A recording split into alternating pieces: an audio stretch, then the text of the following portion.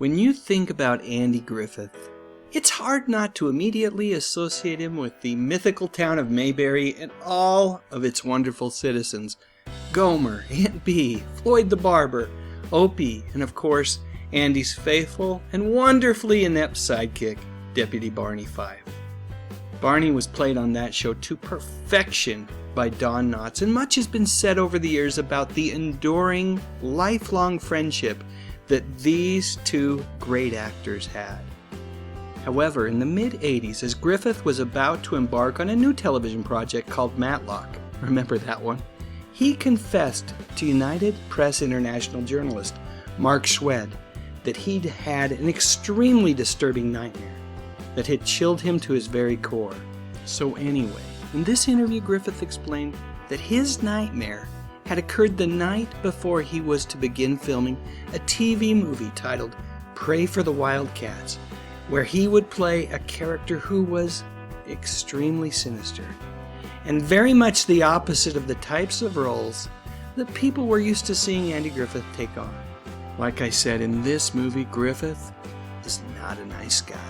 Instead, he is cast as a sociopathic business executive who coerces a team of advertising execs to embark on a dangerous dirt bike trip to the Baja California desert in order to compete for his business. He's got alternate plans, by the way. You get it, it's a huge departure for Griffith.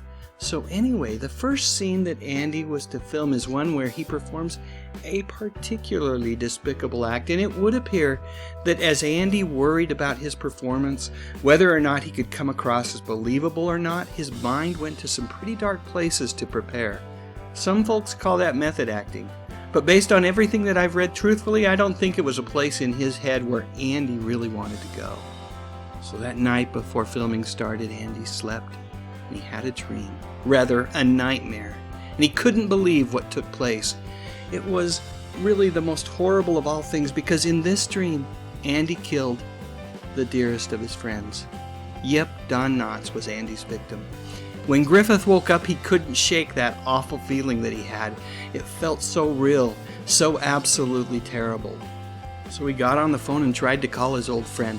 Unfortunately, he was unable to connect with Don. So he reached out to another friend who also happened to be a therapist, and together the two of them worked through the nightmare and determined that this was Andy's way of leaving those iconic characters from Mayberry far behind. Relieved, Andy was able to ace the scene and complete the movie, which did in fact end up being a turning point for Griffith's career. And of course, later on, Andy was able to talk to Don about the dream as well, and as we all know, their friendship endured. Andy loved Don like a brother, and that meant that as Matlock became a breakout hit for Griffith and NBC, he was able to find an opportunity for Knotts to appear in a recurring role on that show as well.